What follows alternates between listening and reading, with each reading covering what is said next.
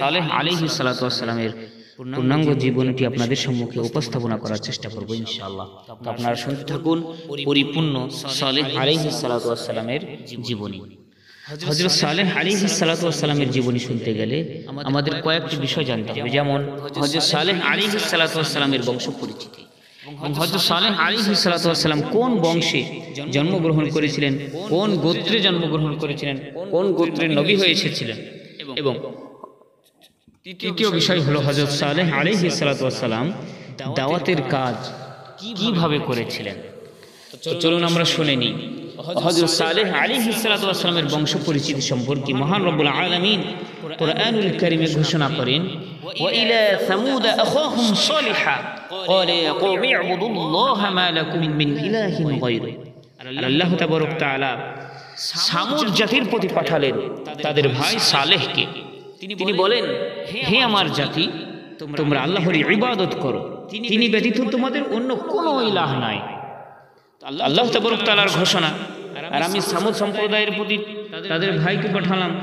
এই ঘোষণার পরে আল্লাহ তাবারক তাআলা তাকে সম্প্রদায়ের প্রতি নবী করে পাঠালেন, অর্থাৎ হযরত সালেহ আলাইহিস সালাতু ওয়াস সালামকে নিজের জাতির উপরই নবী করে পাঠানো হয়েছিল। অন্য কোনো জায়গা থেকে হযরত সালেহ আলাইহিস সালাতু ওয়াস সালাম এসে নবী হন নাই, বরং ওই বংশ থেকেই এসে ওই বংশেই নবী হয়েছিলেন।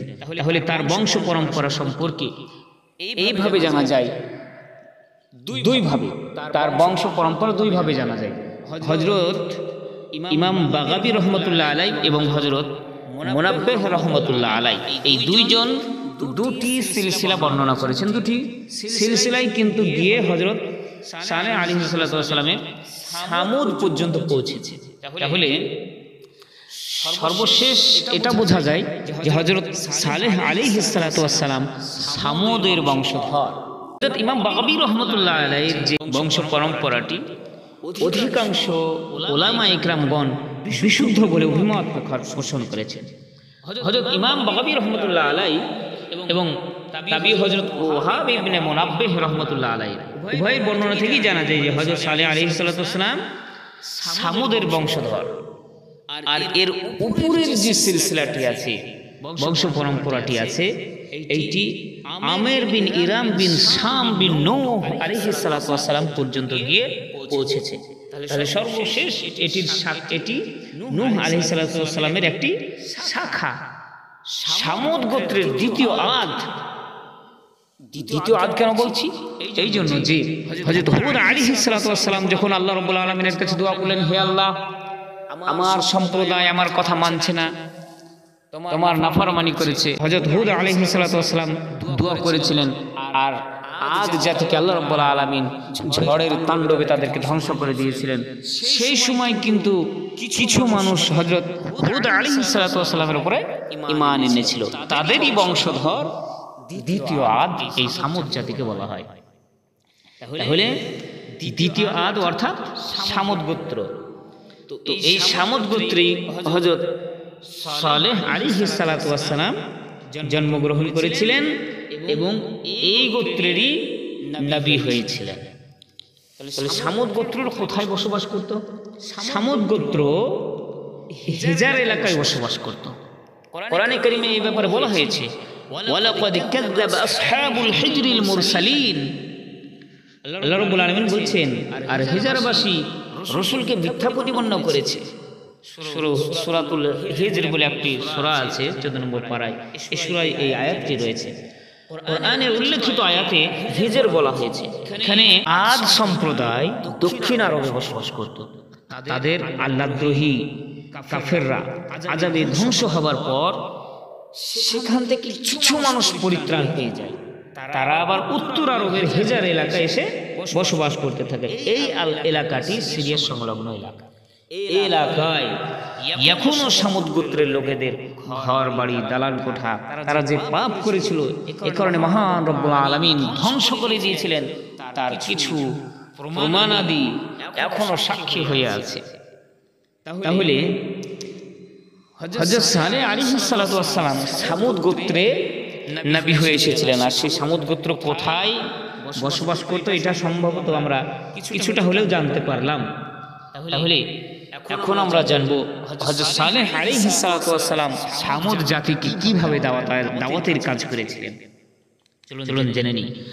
পূর্বেই আলোচনা করা হয়েছে যে সামুদ সম্প্রদায় দ্বিতীয় আদ নামে পরিচিত, কারণ দ্বিতীয় আদ যারা কিছু বেঁচে ছিল তারাই সামুদ নামে পরিচিত লাভ করেছিল।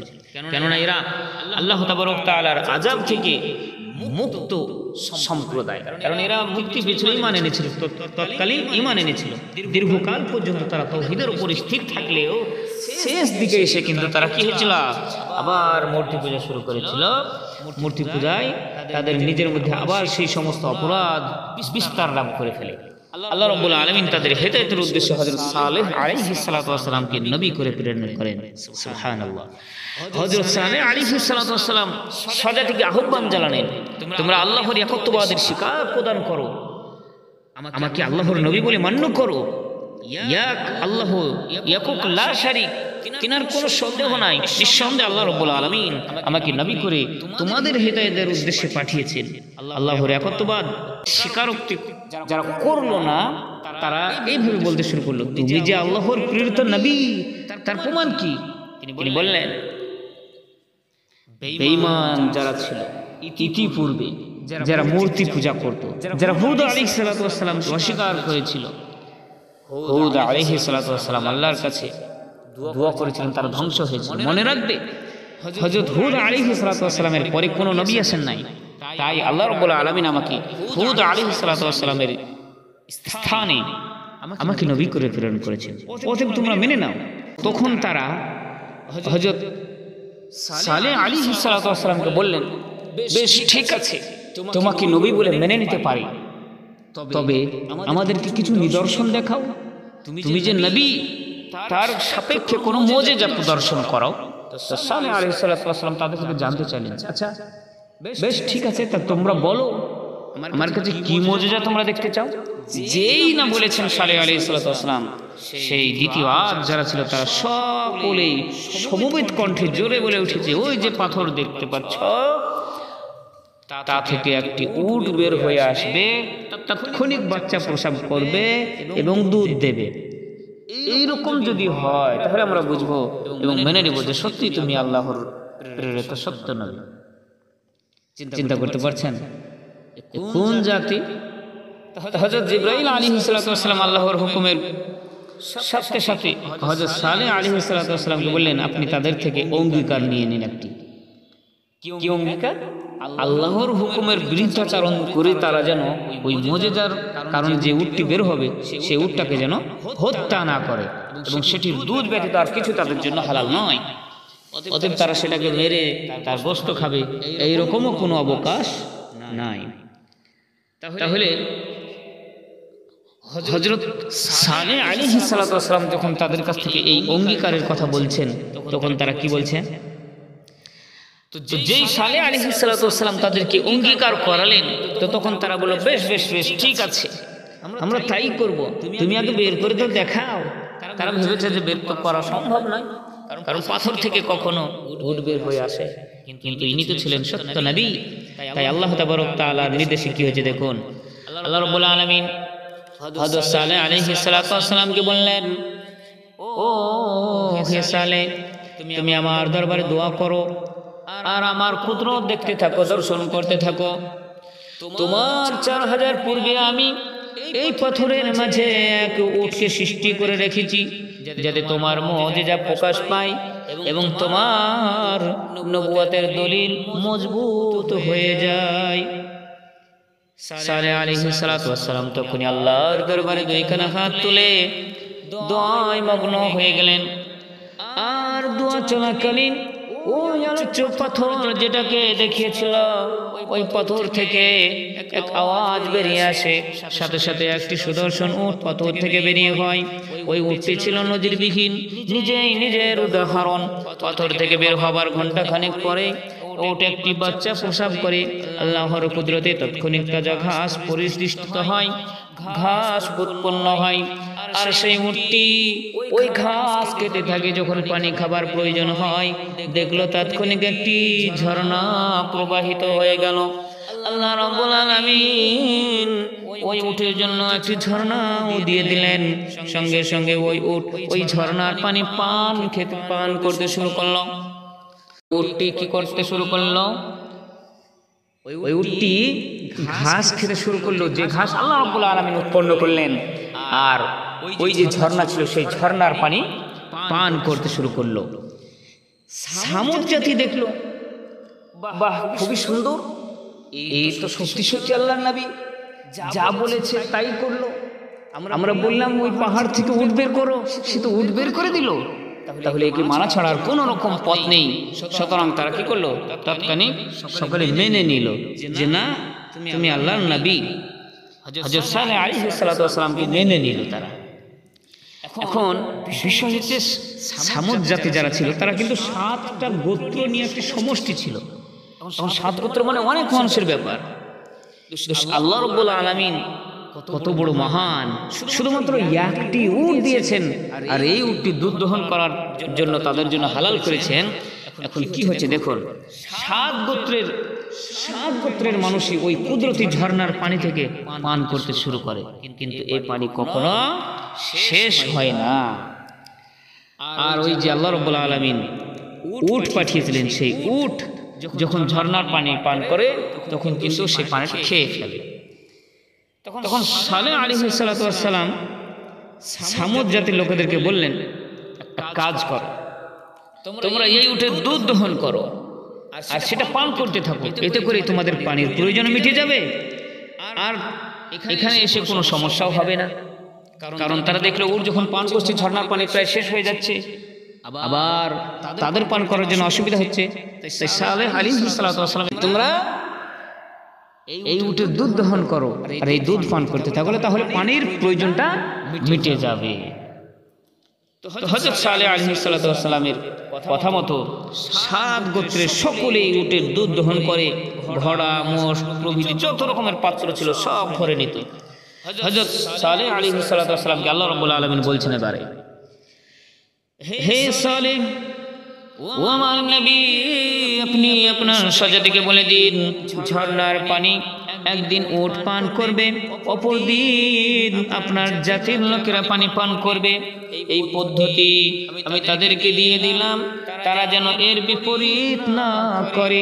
আল্লাহ রাব্বুল আলামিন কোরআনুল কারীমের মধ্যে ঘোষণা করে দিলেন, হাযিহি নাকাতুল লাহা শিরবু ওয়া লাকুম শিরবু ইয়াউমিন মা'লুম।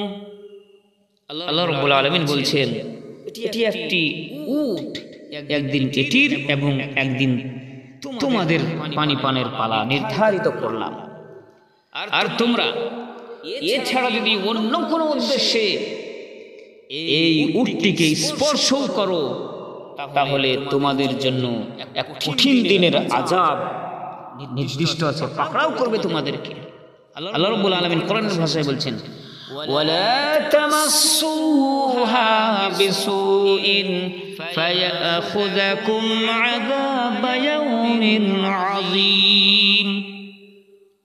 এটা ছাড়া পানি মানে দুধ পান করা ছাড়া, এই যে একদিন তোমরা পানি পান করবে, একদিন উট পান করবে, এইটা ছাড়া যদি অন্য কোনো মতলব আটো তাহলে তোমাদের জন্য কিন্তু এক নির্দিষ্ট আযাব রয়েছে, যা তোমাদেরকে পাকড়াও করবে। আল্লাহর কুদরতে হযরত সালেহ আলাইহিস সালাতু ওয়াস সালামের এই দোয়ায় জন্ম নিয়ে যে উট ছিল, সেই উটটি সর্বত্র ঘোরাফেরা করতে শুরু করে। এই সমস্যাটা কেন দেখা দিল?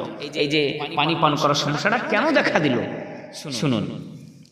এই উট যেই জঙ্গলে বিচরণ করত, যেই জঙ্গলে যেত, সঙ্গে সঙ্গে সেই জঙ্গলে যত জানোয়ার ছিল তারা পালাতে শুরু করে। যেই কূপে পানি পান করতে যায় সেখান থেকে সব জানোয়াররা ভেগে পড়ে। তখন আল্লাহ তাবারক তাআলা এই সিদ্ধান্ত নিলেন, জাতির লোকেরা ঝর্ণা থেকে একদিন পানি পান করবে আর উট একদিন পানি পান করবে, যাতে করে অন্যান্য প্রাণীদের না কষ্ট হয়। যদি এটা করা হয় তাহলে খুবই ভালো হয়। তাই হযরত সালেহ আলাইহিস সালাতু ওয়াস সালামকে এই খবর দিলেন, আর কওমের লোকেদেরকেও এই খবরই দিয়ে দিলেন। এই খবর যখন তারা জানতে পারলো, তারা কি করলো?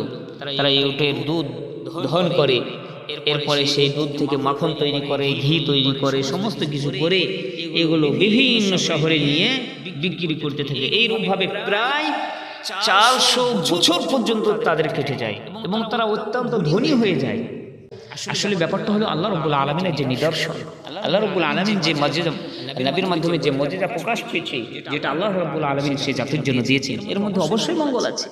আর এটা তারা যতদিন পর্যন্ত মেনেছিল ততদিন পর্যন্ত তাদের উপর কোনো রকমের অসুবিধা হয় নাই, কোনো আযাবও আসে নাই। এইবারে কি ঘটছে দেখুন।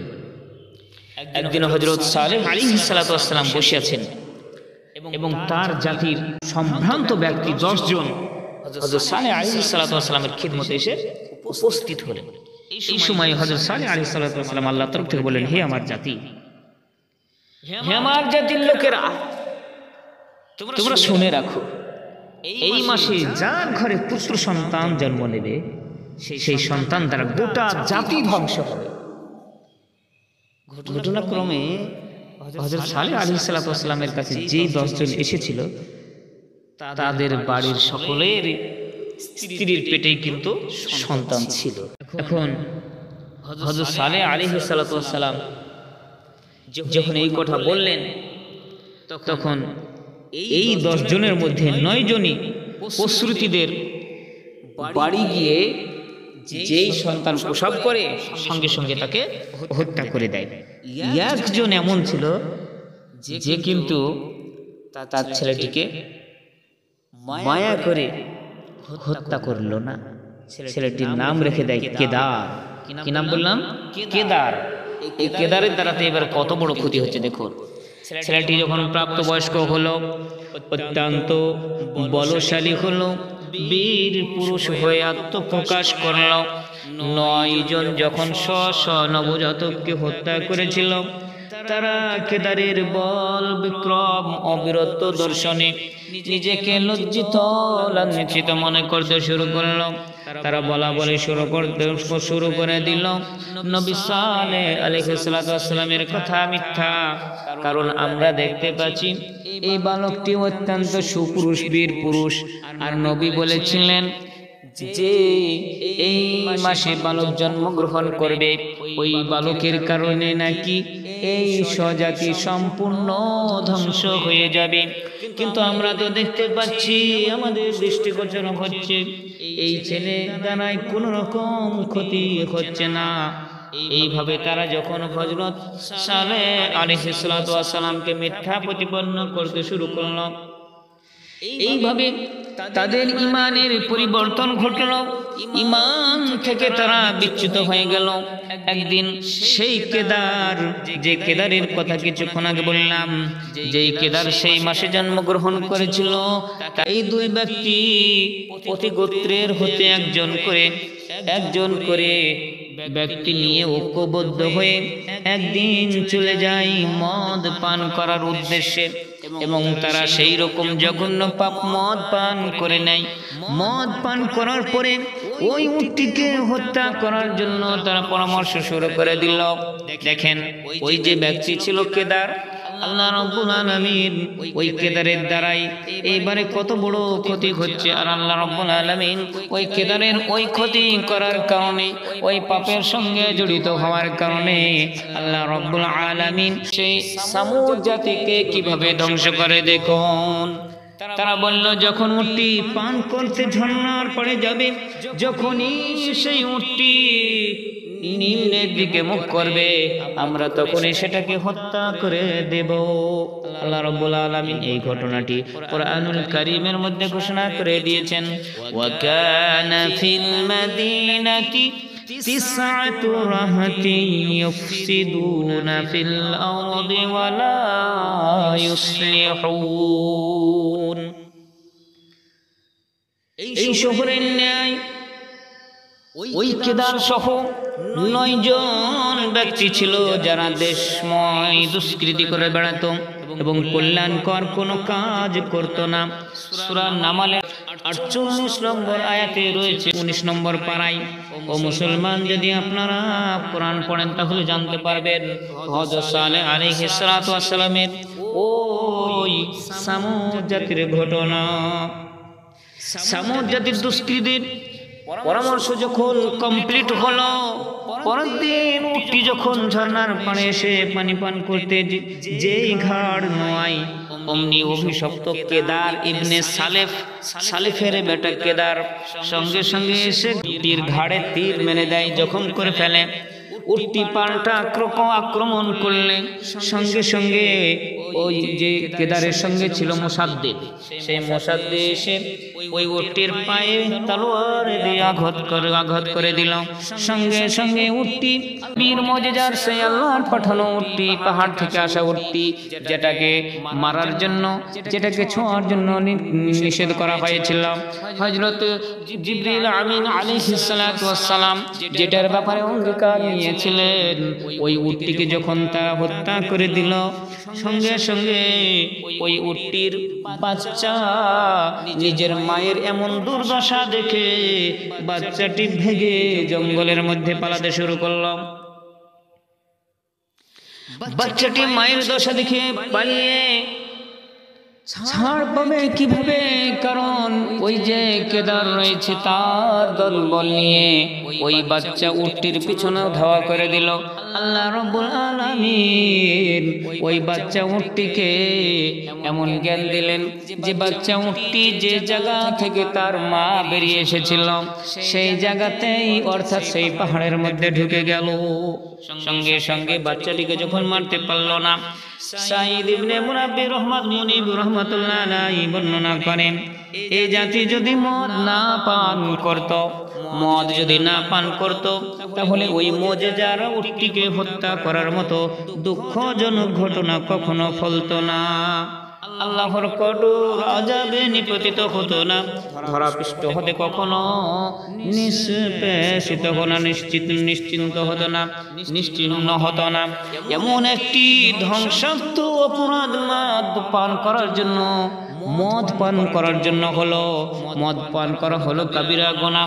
এই কারণেই প্রকাশ পেয়েছে আল্লাহ রাসূল সাল্লাল্লাহু আলাইহি ওয়াসাল্লাম হাদিস পাকের মধ্যে বলেছেন, মদ হলো সকল অপকর্ম পাপের মূল। মদ যদি তারা পান না করত তাহলে কিন্তু ঈসা আলাইহিস সালাতু ওয়াস সালামের মুজিজার যে উটটি এসেছিল, এই উটটিকে তারা কি করতো না, হত্যা করতে পারতো। মদ খেয়েছিল, মাতাল হয়েছে, হত্যা করে দিয়েছে। তাহলে মদ কত বড় একটা ধ্বংসাত্মক খারাপ জিনিস, নোংরা জিনিস। আল্লাহ রাসূল সাল্লাল্লাহু আলাইহি ওয়াসাল্লাম সেই জন্য তো সেটাকে হারাম করেছেন। এরপর কি ঘটছে দেখুন, হযরত সালেহ আলাইহিস সালাতু ওয়াস সালামের বংশধররা এবারে কি করে। কোন তাফসীর গ্রন্থে উদ্ধৃত রয়েছে যে জাতির প্রতি আল্লাহ রাব্বুল আলামিন আযাব পাঠিয়ে দেন। মোট কথায় ওই যে কেদার ছিল, তারা যেভাবে হত্যা করে, সেই হত্যার ফলে যেহেতু আল্লাহ রাব্বুল আলামিন পূর্বেই ওয়াদা করে রেখেছিলেন, যদি তোমরা এই উটকে স্পর্শ করো, এই উটকে কোনো ক্ষতি করো, তাহলে তোমরা বিকট আযাবে তোমাদেরকে পাকড়াও করবে। সুতরাং যে তারা সেই উটটিকে হত্যা করে ফেলেছে, সঙ্গে সঙ্গে এবারে কি হচ্ছে দেখুন, 3 ঘন্টা পরে তাদের উপরে কঠোর আযাবে উপস্থিত হলো, পৌঁছে গেছে। এবার সালেহ আলাইহিস সালাতু ওয়াস সালাম এই দুষ্কর্ম সম্পর্কে যখন সেই কওমকে বললেন, কি বলেছিলেন, এখন সেই বর্ণনা আমাদের কোরআনুল কারীমে বর্ণনা হয়েছে। আল্লাহ রাব্বুল আলামিন কি বলছেন, فعقروها فقال تمتعوا في داركم 3 أيام ذلك وعد غير مكذوب। অতঃপর তারা উটটির পা কেটে ফেলল। তখন সালেহ আলাইহিস সালাম তাদেরকে বললেন, নিজ নিজ ঘরে 3 দিন পর্যন্ত সুখ ভোগ করতে থাকো। মানে তারা যে উটটাকে হত্যা করেছে, বিশাল ব্যাপার। তারা মনে করছে, কই আমরা তো সেই মুজিজার উটকে হত্যা করে ফেলেছি, এখন আমাদের উপর কিছু হচ্ছে না। তো সালেহ সালাম বলছেন তাদেরকে যে তোমরা এখন 3 দিন পর্যন্ত, মাত্র 3টা দিন, এই 3 দিন তোমরা সুখ ভোগ করে না, তারপর তোমাদের ব্যবস্থা হচ্ছে। কি ব্যবস্থা হবে?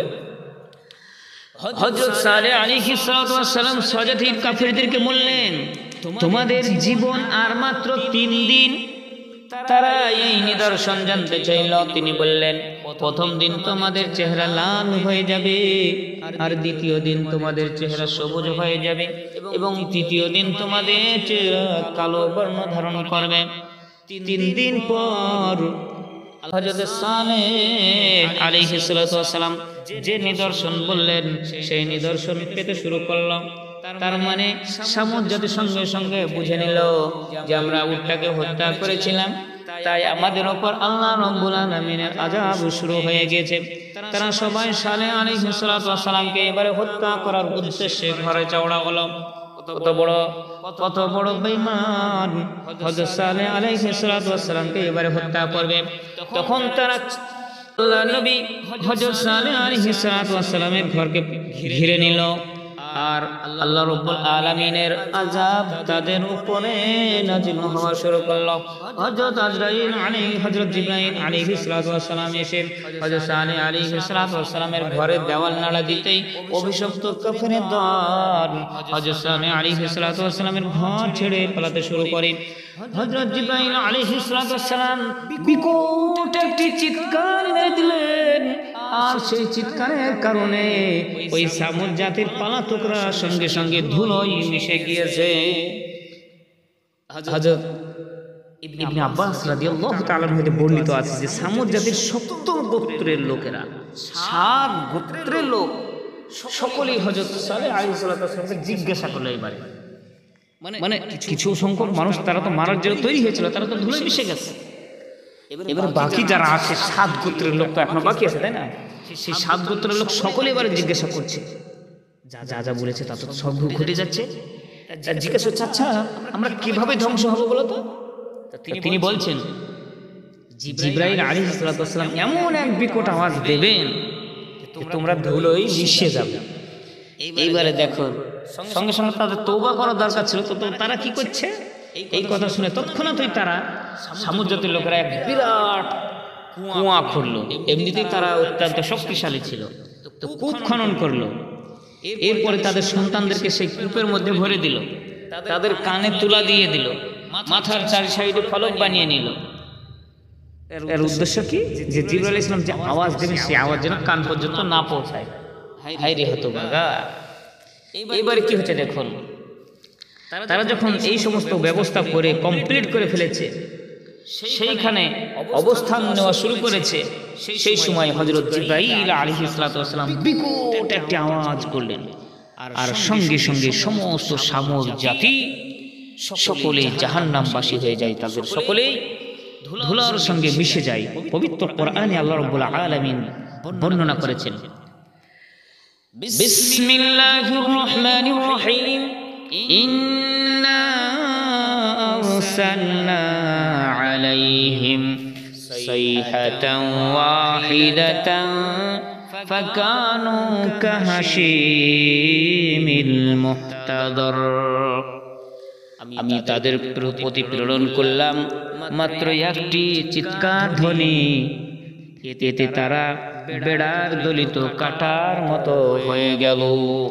সামুদ জাতির ধ্বংসপ্রাপ্তির পর হযরত সালেহ আলাইহিস সালাম শাম দেশে গিয়ে বসবাস করতে শুরু করলেন, কারণ এই অবাধ্য জাতি কখনোই সংশোধনের নয়। আল্লাহ রাব্বুল আলামিন তাদের প্রতি মুজিজা দিয়েছিলেন। নবী আলাইহিস সালাম যখন মুজিজা দেখালেন আর নিষেধ করে দিলেন, তারা অঙ্গীকার করলো আমরা এই উটটিকে হত্যা করব না। তারপরে 400 বছর পর্যন্ত যখন সেই মুজিজা থেকে, সেই উটটি থেকে উপকার পেল, অবশেষে সেই উটটিকেই হত্যা করে ফেলল। এত বড় অবাধ্য জাতি আর কখনোই এরা সংশোধনের নয়, তাই আমার আল্লাহ রাব্বুল আলামিন তাদের সকলকে ধ্বংস করে দিয়েছিলেন। আর হযরত সালেহ আলাইহিস সালাম সেখান থেকে শাম দেশে পাড়ি দিয়ে চলে গেলেন।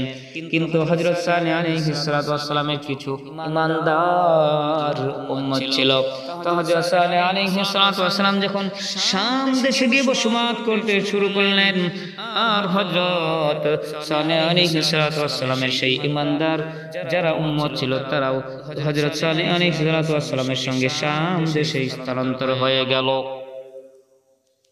তাহলে শেষ পর্যন্ত আমরা কি শুনলাম? হযরত সালেহ আলাইহিস সালাম স্বজাতিকে ছেড়ে, কারণ জাতি তো আর থাকলো না, তারা তো ধ্বংসস্তূপে পরিণত হয়েছে। তো সালেহ আলাইহিস সালাম চলে গেলেন শাম দেশে। সেখানেও তার কিছু সঙ্গী সাথী ছিল, তারাও সেই শাম দেশে চলে যায়।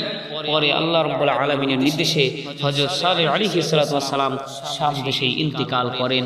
অতএব আর বেশি নয়, হযরত সালেহ আলাইহিস সালামের সংক্ষিপ্ত জীবনী আমরা জানলাম যে তিনি সামুদ জাতির প্রতি প্রেরণ হয়েছিলেন আর তারা শেষমেশ ধ্বংস হয়েছিল।